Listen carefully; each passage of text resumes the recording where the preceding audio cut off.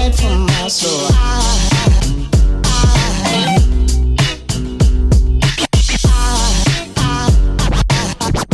There goes a sight, there goes a sight. Now there goes a sight from my soul. If my mates all started out with Indians, then do you know what? I would have probably got into the Indian range. I would have probably started off on a Scout. Welcome back, guys. This time we're going to be doing a review. Indian motorcycle. Big thanks to Josh and the team at Red Hill here. But look at it. The Indian Scout Bobber. Just came out in the UK last Saturday. This bad boy hasn't been ridden on.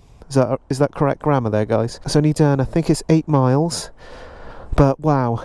Do you know what? The first thing that sprung to mind, and I said this to Josh, is the build quality just looks freaking outstanding. So as with all of my reviews, I just need to point out that I'm a complete noob. This is all about my perception of how this bike handles and performs. And I'd always state in all my reviews, and you should do it, is if you're interested with the looks and how it feels and what I talk about, then go and review this bike yourself. But guys, it looks amazing, to be fair. So what we're going to do now is the sound test on the Indian Scout Bobber. First thing to bear in mind is that this is a complete stock system. So you guys know straight away in the cruiser market, 99.9% of riders do change their pipes. So don't expect lots from this. So let's give it some revs. I won't use the term beans. So here we go. This is what she sounds like at idle. Let's give it some, I'm going to say it now, beans.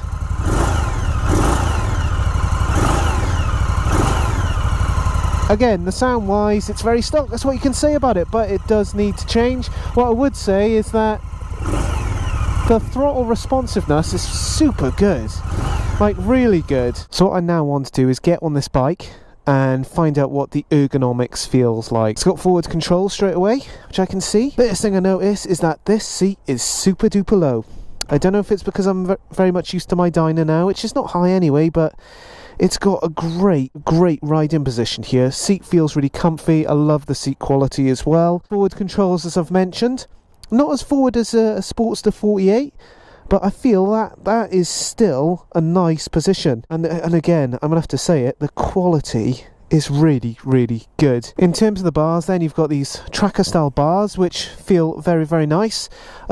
In terms of my positioning, I'm not stretched out into an aggressive style too much compared to my other Sportster 48 that I had, but it's still got an aggressive feel in terms of that riding position. Looking at the controls themselves, you've got high beam on the left hand side and your normal headlights. This is the interesting part. So with Harley, you had the self-cancelling indicators. You don't have them on this, but it is still very slick. Left indicator to turn on, and then you push it in to turn it off, and then for your hazards, you actually hold it, and then your hazards come on then. Down below you've got the horn. Oh, beautiful. On the right hand side, engine stop, engine start. Then you've got your ignition. Pretty simplistic controls that you have. And then what am I forgetting, guys? What are we leaving out? At the front here, so in a trigger position, you've got your controls here for the odometer. Looking straight ahead then, you've got the engine temperature, battery wattage, miles covered so far, so that's 4 miles, guys, and in your trip, and then your RPM. Very simplistic controls. The only thing that it's missing is how much fuel you've got left. So it's again, it's similar to that Sportster, to going over to that Harley world, but the good news is that you've got a 12.9 litre tank compared to, I think it's around 7 litre or 6.9 litre for the Sportster 48. So much bigger tank, longer range. Right, let's get cracking with this first ride review from a complete noob. First thing to bear in mind is that we're not doing the Motonewbrider test track today. In fact, we're doing the I'm not too sure where I'm going test route, but let's go for it anyway. Let's just adjust these mirrors. Look at that, objects in mirror are closer than they appear. Always reminds me of Jurassic Park, that. With the gears, you've got 1 down, 5 up, 6 gears. Very nice. Off we go. So what I love about these bikes, I guess compared to Harley, is that you're getting that horsepower straight away. So with this bike, I believe it's 96 brake horsepower. If I get that wrong, I'll put it in the screenshot. So I think this part will definitely be my my urban riding to find out what she feels like. But straight away the bike feels super duper light. Really like that. The foot positioning for me is really good. My legs feel relatively stretched out, so I know that's going to be Pretty comfy for me today, which is nice. Just much prefer forward controls on certain bikes, especially for those cruisers. What I am noticing is that there is definitely a lean to the right. So, as an example, so let's try and demonstrate. See that? And again, it's kind of drifting off to that right hand side. But I guess you just need to apply a little bit of counter steer, which I'm doing at the moment. The seat height on this thing is really low, super low. So I guess for you shorties, this is going to be good. When you're going up the inclines, you've got lots of torque here, guys. So I'm just pulling away. Beautiful. Brakes are pretty responsive, obviously not pushing it too much. So let's test the acceleration a little bit. We are on a national speed limit road, so let's take her up to 60, first gear. Oh gosh, that felt like it had some gun. Third. That felt pretty nice at takeoff. Now don't get me wrong, clearly you saw that. I wasn't pushing it too much, but yeah, this is quite surprising in some ways. From a comfort perspective, as I mentioned earlier, you've got that great seat, love the quality of it, really nicely built. Clearly this bike is more for the looks rather than comfort, so that rear suspension is slammed down. I can feel the potholes, but do you know what? On my Sportster, it was the same jazz, so you can completely forgive that. In the open country, she is just brilliant. Absolutely great. I'm just gutted the tyres aren't worn in and the left bend. Yeah, I'd say, versus the Sportster, because that's all I can compare it to, it hasn't got the same manoeuvrability, no way. But in terms of the power, oh, you're getting a lot more here. Interestingly, the gearbox is very smooth. The one thing that's very different from the Harley, you haven't got that clunk. It just kind of goes in, quite similar to the Street in some ways. That's how it feels. But it's a positive transmission. It's not coming out of gear. Yeah, it's pretty good. Oh, let's get her out on the open. Throttle up. Oh. That feels so good. So, going round the roundabout, let's see what she feels like with the ground clearance. Pretty good. Pretty good indeed. Little bit of counter steer, but nothing too crazy. I'm pulling away. Boom. That's more like it.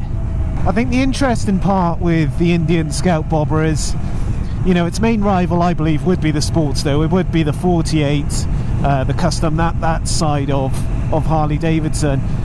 But I think what it currently lacks versus the Sportster, and why it's not as popular, is purely down to the marketing side, the social media aspect. And I think that's where it just needs to step up a bit, just to start competing. So one of the things I must say, the more and more I get to ride this thing, and I've been out on her now for I think about an hour and 3/4, although on this vlog it won't feel like that. But the steering itself is just getting more and more easier. I don't feel that lean as much, if you like. And yeah, it feels really nice, to be fair. It's a good little bike, this, the Scout Bobber. Let's go around here. Nice little tight bend. Check this out. Look at that, a bit of back brake. Ooh. What I love about this, it's such a low bike that I've always felt with the low centre of gravity, it's a lot easier for you to steer. But I've had a cracking ride out today. The views have been amazing, and it's just been a pleasure to ride this bike as well. Whoop, hello Mr. Hump. Suspension obviously is like a Sportster. You're going to feel every bump. Yeah, so overall guys, I'm going to wrap this up now from a first ride perspective. I think it's a really good alternative to the Harley Davidson. I think it's I'm going to say it, a better build. Not in terms of the engine, but just the overall finishings. You know, it is a better bike. I love the engine power on it. I think I really felt it after a while. It's got tons of torque on it. The actual ride itself was decent. It's going to be hard, it's going to be stiff, but you know, I love the features like the seat, the design quality on it. This is a bike you're going to be cruising about on looking cool, dare I say it. The gearbox itself is super smooth like that. Bars, everything, the ergonomics, everything on that side works very well. One of the other things I like is the clutch, super soft, so I know for urban riding that's going to be more forgiving. And finally, I love the way this bike looks. It is a beautiful machine, everything about it, the detail with the engine casing, you know, even the graphics on the tank. it's just sweet. It's just good attention to detail, which I fully appreciate. Things that I'm not too keen on is that you've got to use a little bit of counter steer. Other things that you would need to change would be the exhaust system, because to be honest with you, it's very pony.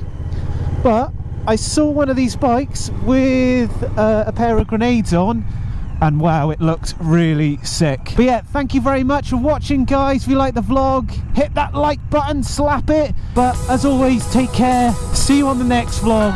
Motonewbrider.